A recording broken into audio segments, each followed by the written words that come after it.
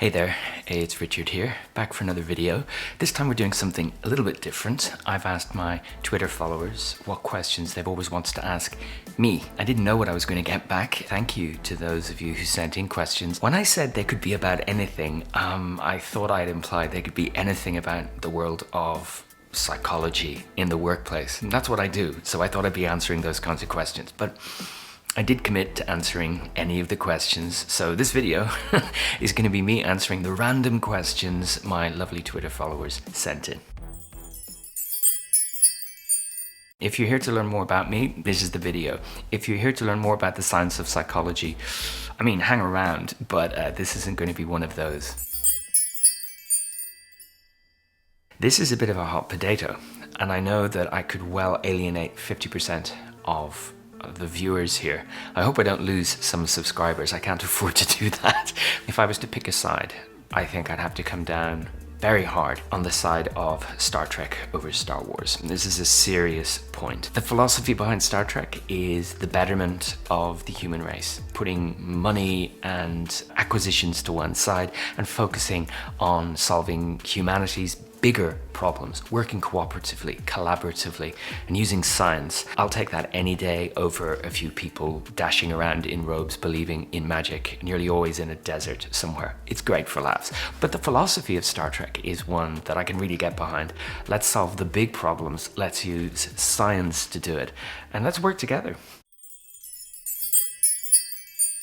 I had to think about this a little bit because no traditional philosophers really sprang to mind as being close to my heart. But if we can agree that a philosopher is someone whose work prompts you to think and to look at the world slightly differently, then the name that comes right to the top of my list is the late, great Stephen Sondheim, a genius of a man who sadly just passed away. The difference between Stephen Sondheim and your traditional musicals, I'm not going to name names, it's like moving from eating baked beans out of a can cold, and then you encounter Sondheim and it's like a delicious 4-course, 5-course meal cooked by the best chef in the world, and one that leaves you thinking. They're less sing-along songs, and it's like poetry set to music. It's fantastic stuff. One that really resonates with me is later from A Little Light Music, when Henrik sings about his frustration about always being told to wait and your time will come later. And the other, I'll put a link in the notes below, a performance that blew me away, the phenomenal Donna Murphy singing Could I Leave You from Follies. It's dark, it's funny, it's sad, it's everything Sondheim in one song. So Sondheim is my favorite philosopher.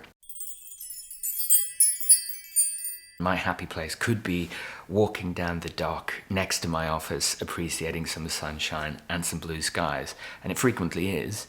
The honest answer, my happy place is Tokyo, my favorite place on the planet. I haven't been for a couple of years, obviously, but prior to the pandemic, I would go at least once a year for holidays and just enjoy the vibe.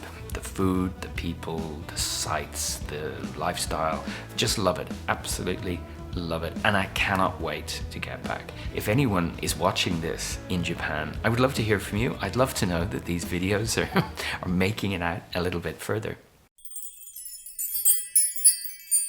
Now, I did a video a little while back about the things I really love about being a psychologist, and I think the one that I'd really reach to out of that list is the experience of having light bulb moments with a client. When a client really just gets it and they go, oh, I understand. That's the reason I do this or don't do this, or that's what's been holding me back. Sharing that moment with them is powerful stuff, and I love it.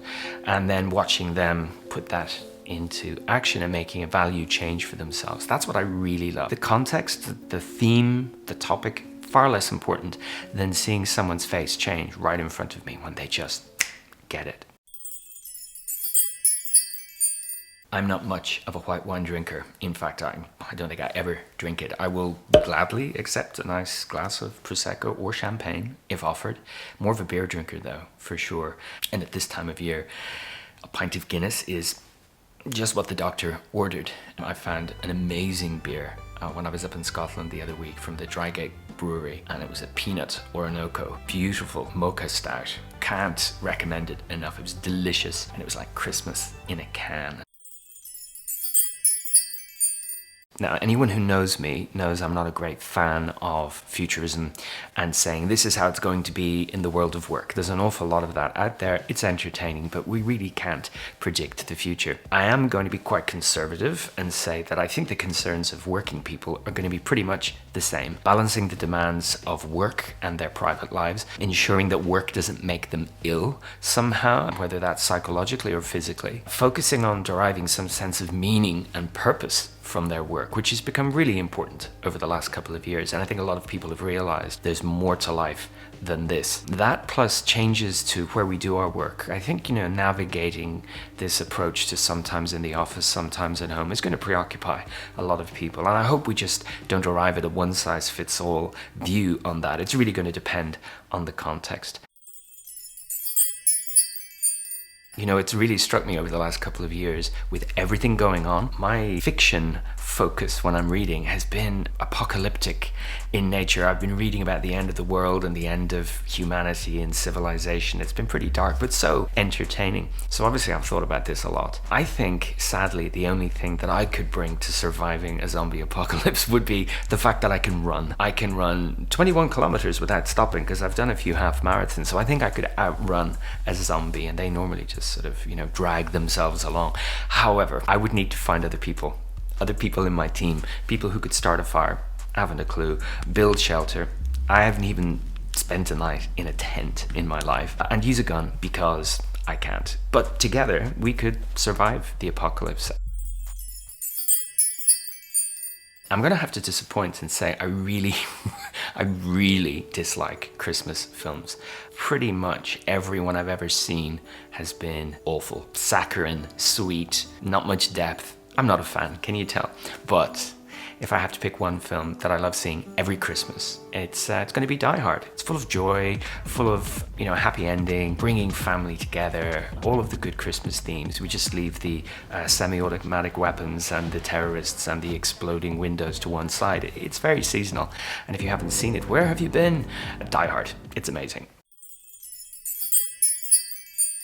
Now, all of the parallel universes I'm familiar with are mirror universes where it's the opposite and it's the evil version. They're really entertaining. So if I was the evil version of me, I'd probably be some kind of toxic leader who makes life miserable for people at work, because the opposite is when I'm cleaning up that stuff, where I'm trying to improve the workplace for people. If it wasn't the evil universe, I'd love to be ship's counselor on a Star Trek ship. Think Deanna Troi, but with a hairy chest. As we know from Star Trek, every problem gets resolved within about 60 minutes, and wow, who wouldn't like a life like that?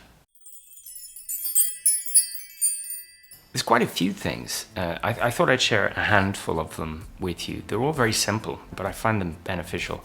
Simple things like looking up at the sky. The sky is big, especially if the sky is blue and it's sunny. I just love looking up at a big blue sky. It grounds me, it helps me remember how small I am in the scheme of things. I regularly try and bring my values to bear on problems or challenges, so that I'm not responding, from the guts or with an emotional response, but I'm reaching into my values to see what matters. I try and regularly put that stuff into action. I practice gratitude on a daily basis. I identify what it is that I've been grateful for, and a lot of the time it's grateful for navigating a really tough situation. It's not always grateful for happy things, but grateful that I managed to deal with something. I regularly immerse myself completely in music. I get lost in music, and that's a really nice way of switching off from work or putting a bit of a boundary at the end of the work day. Just popping in my AirPods and combined with something else that I love to do, which is to go for a walk.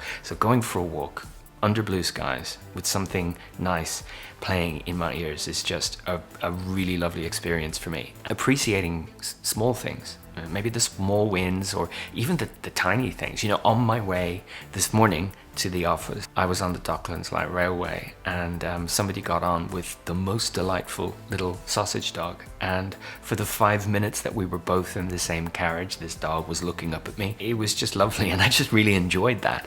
A big thanks to everyone who sent in questions from me. But hopefully you know a little bit more about me as a person, and I'm not just a talking head on the screen. I hope that if you're enjoying this, you'll subscribe or recommend it to someone. In any event, thanks for making your way through this, and I'll see you in the next one.